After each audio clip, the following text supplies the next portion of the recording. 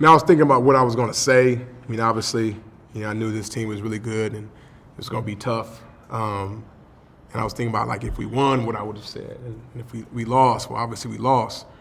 But even if we won, I think my message would still be the same. Is, my job and the thing that I'm most passionate about is creating an experience for these guys that I get to coach.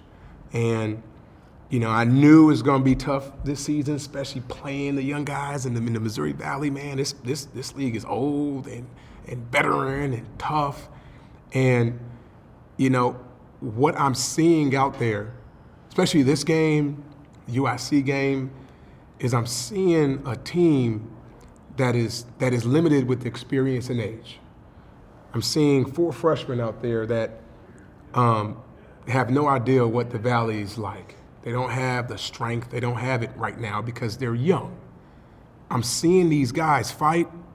I'm seeing these guys compete. I'm seeing these guys grow up.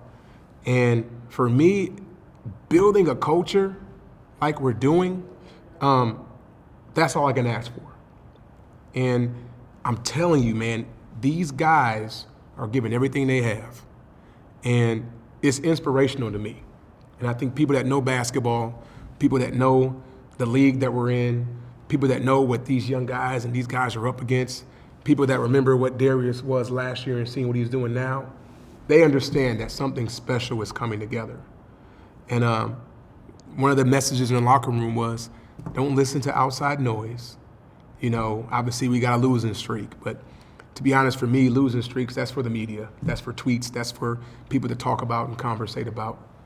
It doesn't matter right now.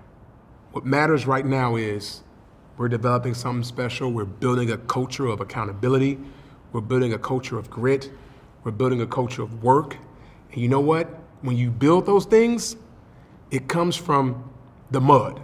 It comes from these experiences where it's really hard. And that's where you grow the most. So I wish you would have won. I hate losing. I'm more competitive than anybody. You can ask these guys. But at the same time, I'm proud of their fight. And we're just going to keep working. We're going to keep our head down. We're going to keep believing. We're going to keep pouring into them. And we're going to flip some of these L's to wins.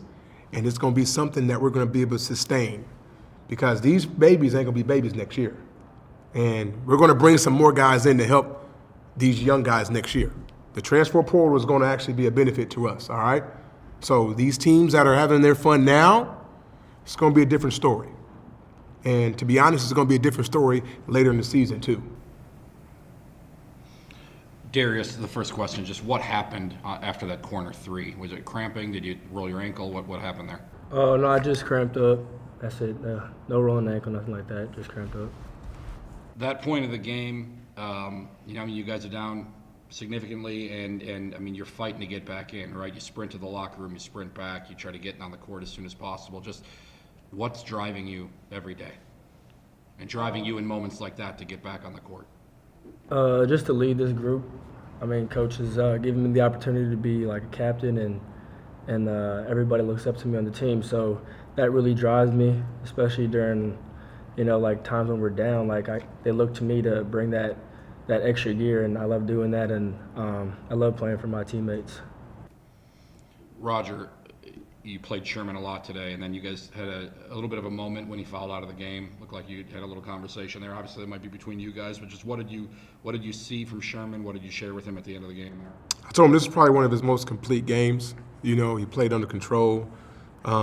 He had some great plays, some great backdoor cuts. He shot with confidence, played some decent defense. And I just told him that he needs to build on that and be more consistent. And I told him I was proud of him, and that's what all these guys I'm proud of, man. Shoot, Casper, Sherman, and even Jahari. Jahari got sped up today. Jahari said, he was like, Coach, I'm tired of falling down and I need to get stronger. I was like, yeah, Jahari, you're playing against 24-year-olds, man. Of course, it's normal. So, he's been lifting extra now because he wants to get stronger. He's trying to eat more. And that's the thing. I have to continue to give these guys perspective. You know what I'm saying? Yes, I got to coach them hard. Yes, I'm on them, and I'm going to challenge them. But at the same time, who is he guarding against? I mean, two grad seniors over there that have been in the league for a long time and have developed, and they're tough and they're veteran. And this young kid that's never played college basketball is out there competing with him. So I told him I was proud of him, and I said, let's build it and let's build on it and bring it next game against ISU. Sherman, just how do you take kind of this baptism by fire? I'm watching you guard Xavier Johnson out there. He's dribbling left or right all over, and you're sticking with him. Just how do you build off a performance like this? Just back to practice. Coaches prepare us each and every day. We go over scout and just getting better at defense and just preparing each game. Isaiah, how did he come out of the UIC game, and what did you just body-wise at this game too? I think he's fine. He doesn't have his athleticism, his speed. He's still kind of favoring a little bit, but he's showing some toughness to be competing and playing with that. And I told him, do you want to play? He was like, Coach, I want to play. I want to leave it all out there for his team. And so hopefully we can have another day off and just keep him getting rest and getting it stronger. But man, he's out there fighting, and he's not 100%. But he had 19 points today, and he made plays in the second half. We scored 41 points in the second half. That's a lot because of him. 44. He's making plays. Our backcourt's growing up, so hopefully he can get a lot better and get to where he's 100%. Because some of those turnovers in the first half were just because he doesn't have his burst yet. Roger, you've obviously got a family connection to Illinois State. You're going to go there this weekend. Just what will that mean to you to go back to Bloomington normal? For me, I'm not a really big sentimental person right now. I'm so focused on my team and growing them. That stuff doesn't really matter as much right now to me. I want to keep these guys getting better. I want to get a win. I want to compete with grit. Obviously, there is some connection there. My dad played there. He was an amazing player there and played for the first, black coach in college basketball. That's special. And here I am, first black coach, at Valpo in the Missouri Valley. So there's a lot there that's pretty cool. But at the end of the day, I want to win. And I want to give these guys the best opportunity to win. And we want to compete with everything we have. And we want to leave Illinois State with a victory. And I believe we can. And I told these guys, we have had spurts in games. It doesn't matter who we're playing. We have had spurts in games that we can beat anybody. But just right now, we just don't know how to put it together for 40 minutes. And we're going to keep working. We're going to figure this out. But, we got to be able to put these spurts together and just, close a game.